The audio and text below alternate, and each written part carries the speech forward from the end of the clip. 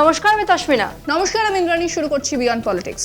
শুধু দখল করে নিতে বাংলার গদি, আর কত নিচে নামবে কমিশনার মোদি? রাত পোয়ালি তো দ্বিতীয় দফার ভোট। হ্যাঁ, বাংলা ভোটের ক্লাইম্যাক্স বলতে পারিস। কি মনে হচ্ছে, কি হবে? সাংবাদিক হিসেবে কি হবে তা ভবিষ্যৎবাণী করা ঠিক হবে না, বরং কি হচ্ছে তা নিয়ে কথা বলা যাক। কি হচ্ছে? কমিশনের নিশানায় খুব টার্গেটেড লোকজন। কমিশন একটা তালিকা দিয়েছে, যে তালিকায় ট্রাবল মেকারেরা রয়েছে। কমিশন তাদের বিরুদ্ধে প্রিভেন্টিভ অ্যাকশন নিতে চেয়েছিল। টার্গেটেড লোকজন মানে এই লিস্টে অধিকাংশ নাম তৃণমূল আর আইএসএফ এর, জনা কয়েক মাত্র বিজেপি। অধিকাংশ সংখ্যালঘু গরিব মানুষ। তারপর কি হয়েছে? এই জল কোর্ট অব্দি গড়ায়। কোর্ট কমিশনকে একটা অদ্ভুত কটাক্ষ করেছে। কি কটাক্ষ করেছে কোর্ট? কোর্ট বলেছে কমিশনের হাতে লাগাম ছাড়া ক্ষমতা নেই। দেখে নে তুই। 29 এপ্রিল পশ্চিমবঙ্গের 142টি আসনে ভোটের আগে নির্বাচন কমিশনের নতুন পদক্ষেপ বড় বিতর্ক তৈরি করেছে। 27 এপ্রিল মুখ্য নির্বাচনী আধিকারিক পশ্চিমবঙ্গ একটি মেমো জারি করে রাজ্য পুলিশের ডিজিপিকে প্রিভেন্টিভ ডিটেনশন অর অ্যাকশন বা প্রতিরোধমূলক আটক ও পদক্ষেপের নির্দেশ দেয়। এই মেমোর সঙ্গে হাজার হাজার নামের একটি ওয়ারি লিস্ট যুক্ত ছিল। তালিকায় তৃণমূল কংগ্রেস ঘনিষ্ঠ নেতাকর্মী, আইএসএফ এর লোকজন, কিছু বিজেপি সংযুক্ত নামও রয়েছে। অভিযোগ তালিকায় মুসলিম নামের সংখ্যায় বেশি। কমিশনের যুক্তি, প্রথম দফার ভোটে বহু ভোটারকে ভীতি প্রদর্শনের অভিযোগ এসেছে। কুমারগঞ্জে প্রার্থীর ওপর হামলা হয়েছে। ভাটপাড়ায় বোমা হামলায় এক সিআইএসএফ জওয়ান আহত হয়েছেন। এই প্রেক্ষিতে কমিশন বলছে, যারা ভোটে বাধা দিতে পারে বা ভোটারদের ভয় দেখাতে পারে তাদের বিরুদ্ধে আগাম ব্যবস্থা দরকার। মেমোতে বলা হয়েছে, কঠোর এবং দ্ব্যর্থহীন বার্তা দিতে হবে। প্রয়োজনে গ্রেপ্তার, তল্লাশি, আইনসম্মত পদক্ষেপ নিতে হবে। কিন্তু এখানেই বড় প্রশ্ন উঠছে, নির্বাচন কমিশন কি সন্দেহের ভিত্তিতে হাজার হাজার মানুষের তালিকা বানিয়ে তাদের বিরুদ্ধে আগাম পুলিশি পদক্ষেপের সুপারিশ করতে পারে?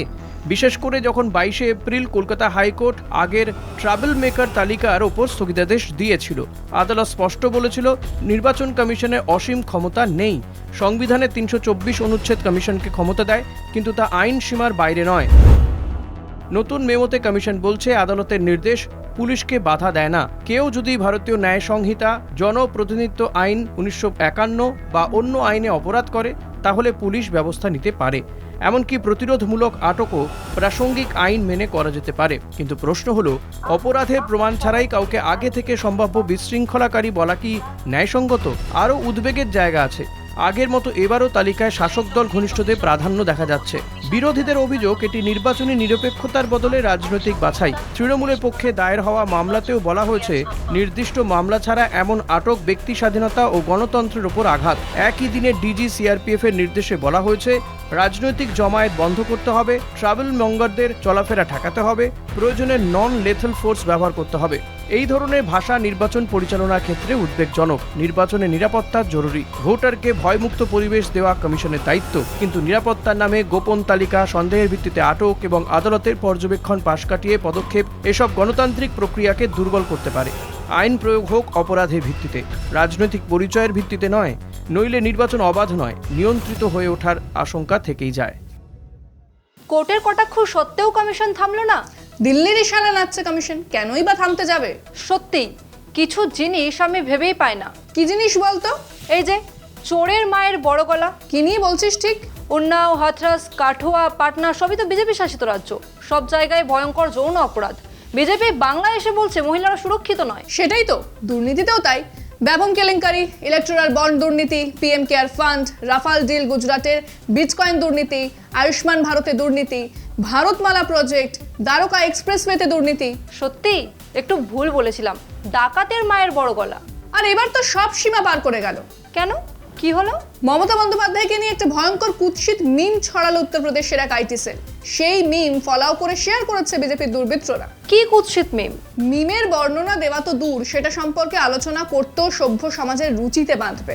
বিজেপির অন্দরে ভয়ঙ্কর নারী বিদ্বেষ। তা তো বটেই, তবে সেটা আজ থেকে নয়। তুই এই খবরটা দেখ। ভারতের রাজনীতিতে নারী হওয়ার প্রকৃত মূল্য বুঝতে চাইলে শুধু ইস্তেহার, আসন সংখ্যা বা নারী ক্ষমতায়নের বুলি দেখলে হবে না। দেখতে হবে রাজনৈতিক আইটি সেলের অন্ধকার কোণ আর মঞ্চের মাইক্রোফোন। কারণ বহু ক্ষেত্রেই নেত্রীদের বিরুদ্ধে রাজনৈতিক আক্রমণ নীতি প্রশ্ন নয়, লিঙ্গকে অস্ত্র করে চালানো হয়। সম্প্রতি এক ডানপন্থী ট্রোল অ্যাকাউন্ট পশ্চিমবঙ্গের বিদায়ী মুখ্যমন্ত্রী মমতা বন্দ্যোপাধ্যায়কে লক্ষ্য করে একটি অশ্লীল 2D ছবি ছড়ায়। সেখানে তাকে ভয়ঙ্কর বিকৃত যৌন ইঙ্গিতে অপমানজনক ভঙ্গিতে দেখানো হয়। একজন 3 বার নির্বাচিত মুখ্যমন্ত্রীকে রাজনৈতিক প্রতিপক্ষ নয়, যৌন বিকৃতির স্তরে নামিয়ে আনা হয়। এই ছবি শুধু ট্রোলের কাজ নয়, এটি বড় এক রাজনৈতিক সংস্কৃতির লক্ষণ। বারবার শেয়ার হওয়া এই ছবি দেখায় নীতিতে হারানো না গেলে নারীর মর্যাদার আঘাত করা হয়। এই প্রবণতা শুধু এক দলের মধ্যে সীমাবদ্ধ নয়, এটি ভারতীয় রাজনীতির এক বিপজ্জনক দ্বিদলীয় সংস্কৃতি। 2021 সালের বাংলার ভোটে নরেন্দ্র মোদীর দিদি মন্তব্য বিতর্ক তোলে। শব্দটি নিজে গালি নয়, কিন্তু যেভাবে তা তাচ্ছিল্যের সুরে বলা হয় তা একজন নারী মুখ্যমন্ত্রীকে ছোট করার চেষ্টা। 2026-এ অমিত শাহের দিদি মন্তব্য নিয়েও একই অভিযোগ ওঠে। শুধু ভাষা নয়, নারী শরীর নিয়েও আক্রমণ হয়েছে। 2021-এ আহত পা নিয়ে প্রচারে বেরোনোর পর দিলীপ ঘোষ বলেন, পা দেখাতে চাইলে বারমুডা পরা উচিত। এটি রাজনৈতিক সমালোচনা নয়, প্রকাশ্য অপমান। 2024-এ অভিজিৎ গঙ্গোপাধ্যায়ের দাম 10 লাখ মন্তব্যের জেরে নির্বাচন কমিশন তাকে 24 ঘন্টা প্রচার থেকে সরায়, কিন্তু ধারাবাহিক নারী বিদ্বেষী মন্তব্যে দলীয় নিয়ন্ত্রণ দেখা যায়নি। এই আক্রমণের ভাষা বদলায়, কিন্তু উদ্দেশ্য এক, নারীকে নিয়ন্ত্রণ করা। কখনো বলা হয় বেশি উচ্চকণ্ঠ, কখনো কালো, কখনো চরিত্রহীন, কখনো বেশি উচ্চাভিলাষী। আসল লক্ষ্য রাজনৈতিক যুক্তি নয়, অপমান। ভারতীয় রাজনীতির এই সংস্কৃতি বদলানো জরুরি। মহিলা নেত্রীদের সঙ্গে মতভেদ থাকতেই পারে, কিন্তু যৌন অপমান, শরীর নিয়ে বিদ্রূপ, রং নিয়ে কটাক্ষ, এগুলো গণতন্ত্রকে দুর্বল করে। নারীর রাজনৈতিক উপস্থিতিকে আক্রমণ করা মানে গণতন্ত্রকেই আক্রমণ করা। এই সত্য স্বীকার না করলে নারী প্রতিনিধিত্ব শুধু প্রতীক হয়েই থাকবে। বাংলায় ভোটের জন্য তার কোনো অস্ত্র বাকিই রাখলো না বিজেপি। না, আর কিছুই বাকি রাখলো না। ওই যে বলেছিলাম তোকে, কি বলেছিলে? রাফাল, বোফোর্স আর সুখোই নামানো বাকি, না হলে আর সবকিছু করে নিয়েছে বিজেপি। দেখলাম উত্তরপ্রদেশের একজন এনকাউন্টার স্পেশালিস্ট তৃণমূলের একজন প্রার্থীকে হুমকি দিচ্ছে। হ্যাঁ, আর এনকাউন্টার স্পেশালিস্টকে কিছু লোক সমর্থন করছে। সত্যিই আমি বুঝি না, এনকাউন্টারের মতো একটা বিতর্কিত জিনিসকে এত উঁচু করে দেখানো হয়। বলিউড এইসব দাবাং পুলিশ অফিসারদের একটা ভালো ইমেজ তৈরি করেছে। ফেক এনকাউন্টারের মতো ঘটনা তো আর নতুন নয়। নয়, বিচার প্রক্রিয়াকে প্রভাবিত করার একটা সত্যিকে চেপে দেওয়ার সহজ রাষ্ট্র স্বীকৃত উপায় হলো এনকাউন্টার। একেবারেই যা বলেছো, এনকাউন্টারকে মদত দেওয়া, বুলডোজার রাজকে তোল্লাই দেওয়া, একরকম ভাবে সংবিধান বিরোধী। হ্যাঁ, চলো বিয়ন্ড পলিটিক্স আজকের মতো এই পর্যন্তই। দেখতে থাকুন কলকাতা টিভি, রাত দিন 7 দিন।